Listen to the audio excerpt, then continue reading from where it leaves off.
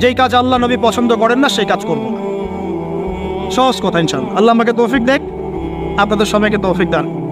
আর এই কাজটা শুধু নামাজে, রোজায়, হজ জাকাতেই না, বরং আপনার ব্যবসা, আপনার সংস্কৃতি, আপনার পরিবার, আপনার রাজনীতি সবখানেই করতে হবে। এই জায়গায় সমস্যা, এই জায়গায় মানুষ মানতে চায় না।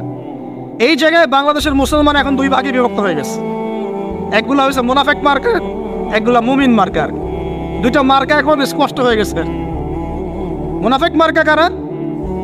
নামাজ, রোজা, হজ জাকাত ইসলাম মানতে চায়, এখানে ইসলাম মানতে আমার কোনো আপত্তি নাই, কিন্তু জীবনের অন্যান্য ক্ষেত্রগুলো যেগুলো পড়ে আছে এখানে ইসলামের কথা বলতে আসেন না, খবরদার। সমস্যা এখানে। তো বিশ্বাস করেন এদের জন্যই কবরের আযাব অপেক্ষা করছে। কবরের আযাব কেন?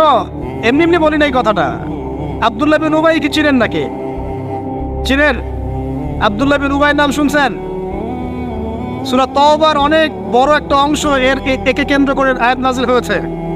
আব্দুল্লাহ বিন উবাই কে ছিল বলেন? মুনাফিকের সর্দার, শুধু মুনাফিকের। বলেন তো আব্দুল্লাহ বিন উবাই নামাজ পড়তো কিনা? নামাজ পড়তো কিনা? আব্দুল্লাহ বিন উবাই নবীর সাথে উহুদের মাঠেও যাচ্ছিলেন, নবীর সাথে তরোয়াল নিয়ে উহুদের মাঠে যাচ্ছিলেন যুদ্ধ করতে। রাস্তা থেকে ব্যাক করেছে যদিও বা, যাচ্ছিল তো নাকি? আচ্ছা, আব্দুল্লাহ বিন উবাই মসজিদে গিয়ে নামাজ পড়তো না বাসায় নামাজ পড়তো?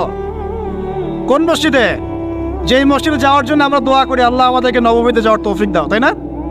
ওইখানে কে নামাজ পড়তো? সে নবীকে দেখেছে কি দেখে নাই? নবীর পিছনে নামাজ পড়েছে কি পড়ে নাই? এখন বলেন তাহলে আব্দুল্লাহ বিন উবাই কেন জাহান্নামে যান? কেন তার কবরের সামনে নবীকে দাঁড়াতে আল্লাহ নিষেধ করলেন? কেন বললেন তুমি যদি 70 বার ইস্তেগফার করো মাফ করবো না? কেন বললেন? বলেন। সমস্যা একটাই, সে প্রকাশ্যে ইসলামের কিছু বিধানকে স্বীকার করলেও মন থেকে পরিপূর্ণ ইসলাম কোশ্চিনকালও স্বীকার করে নাই। এরকম লোক যদি আমাদের মধ্যে কেউ থেকে থাকেন, আমার ওয়াজ যদি আপনার কানে চলে যায়, আল্লাহর ওয়াস্তে আজকে তওবা করে পরিপূর্ণ ইসলামে ফিরে আসেন, আল্লাহ পাক তৌফিক দান।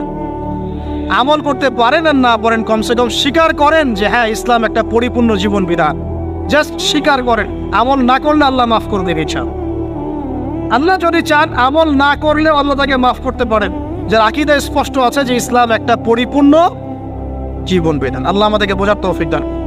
আর আমি এটা খুব ভালো করেই জানি যে এই বর্তমান বৈশ্বিক প্রেক্ষাপটে পরিপূর্ণ ইসলাম 100% পালন করা সম্ভব না। যত বড়ই বক্তব্য দেই না কেন, আমি যত বড় বড় কথাই বলি না কেন, না আমার পক্ষে সম্ভব না আপনার পক্ষে সম্ভব। চোখের জেনা বাঁচবেন কিভাবে বলেন? মেয়েদের ফিতনা বাঁচবেন কেমন করে বলেন? বলেন। সুদের ফিতনা কেমন করে বাঁচবেন বলেন? বলেন।